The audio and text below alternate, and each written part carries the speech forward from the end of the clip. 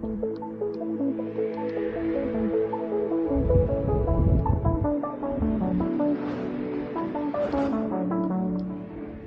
schön, dass ihr wieder eingeschaltet habt beim YouTube-Kanal der V8 Lounge. Ich wollte euch heute mal einen Tipp geben, was ihr bei der C2 und C3 kontrollieren könnt.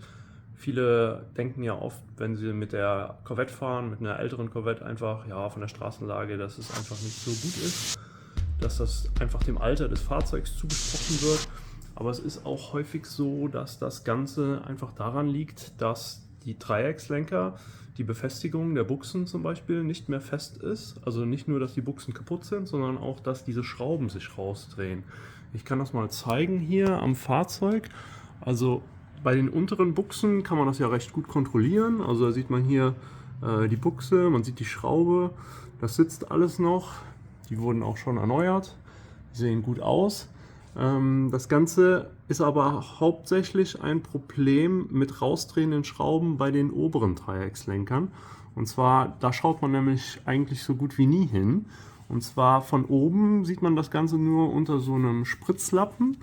Aber von unten kann man diese Buchsen zum Beispiel von hier sehen. Da sieht man jetzt die obere.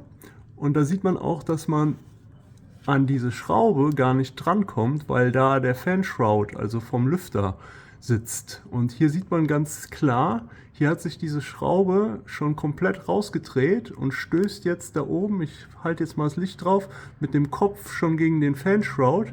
Und die Buchse selber, die sitzt gar nicht mehr richtig im Dreieckslenker drin und ist auch kaputt durch diese ganze Bewegung da drin. Und an dieser Stelle, das ist eine Stelle, die so gut wie nie kontrolliert wird, weil die sieht man von oben nicht. Und deswegen empfehle ich euch das auf jeden Fall bei der C3, bei der C2 natürlich auch die oberen Dreieckslenker zu kontrollieren und da eben ein Augenmerk drauf zu lenken, dass ihr da nicht mit komplett losen Buchsen unterwegs seid und nachher Gefahr geht, dass ihr eben dadurch eine unsichere Straßenlage bekommt und euch das Rad wegkippt oder was auch immer dadurch passiert. Diese Schrauben macht man am besten auch mit Schraubensicherung rein, weil die drehen sich durch diese Hoch-Runter-Bewegung leicht mal raus.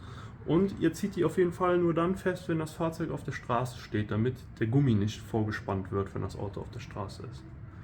Ja, das war ein kleiner Tipp aus der V8 Lounge. Abonniert den Kanal für weitere Hinweise und bis zum nächsten Mal. Danke und tschüss.